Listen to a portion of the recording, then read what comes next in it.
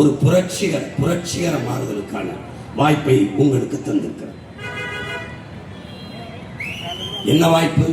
April 23ஆம் தேதி, இம்மாதம் 23ஆம் தேதி நீங்கள் செலுத்த போற வாக்கில்தான் வருங்கால தலைமுறையின் வாழ்க்கை தீர்மானிக்கப்பட போகிறது. இந்த தேர்தலில் வாக்கு கேட்க வருகிற எவனாவது இது மாதிரி மக்களை முன்னின்று அணுகுவானா என்று பாருங்கள்.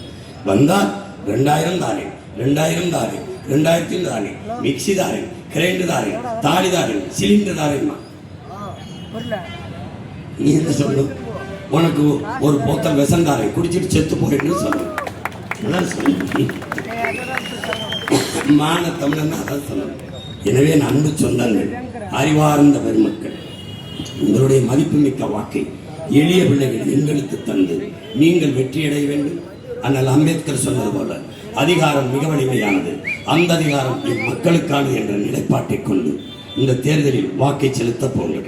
வாக்கு செலுத்த செல்லுகிற போது வாக்ககத்தில் நின்று எந்த சின்னத்திற்கு வாக்கு செலுத்தினால் நம் பிள்ளைகளின் எதிர்காலம் சிறப்பாக இருக்கும். தரமான கல்வியை யார் தருவார்? சரியான மருத்துவத்தை யார் தருவார்? தூய குடிநீரை எவர் கொடுப்பார்?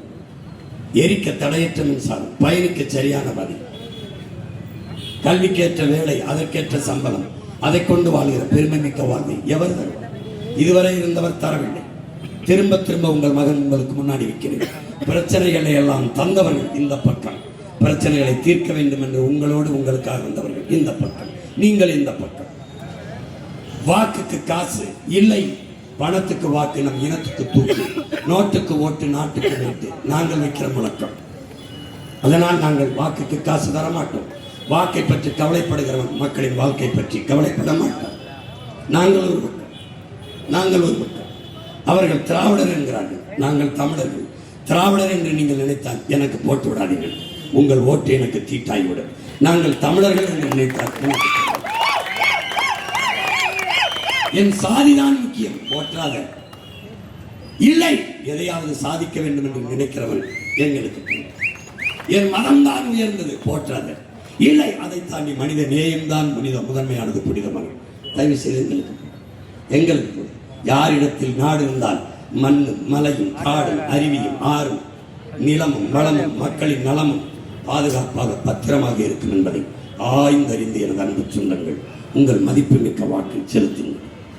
வாக்கை செலுத்த போகிற போது சாப்பிட்டு விட்டுத்தான் போவீர்கள். தட்டிலே சாப்பாடை தந்தவன் யார் என்று எண்ணிப்பான், அது விவசாயி தான். அவனுக்கு நன்றி என்ற எண்ணத்தை, அந்த உணர்வை உங்கள் எண்ணத்தில் தாங்கி வாக்கத்திற்கு செல்லுங்கள். நன்றி என்ற எண்ணத்தோடு செல்லுங்கள். அந்த உங்களுக்கு உணவு தந்தவன் எங்கள் சின்னமாக நிற்பான் விவசாயி, அவனை தொடுங்கள் நன்றி என்று.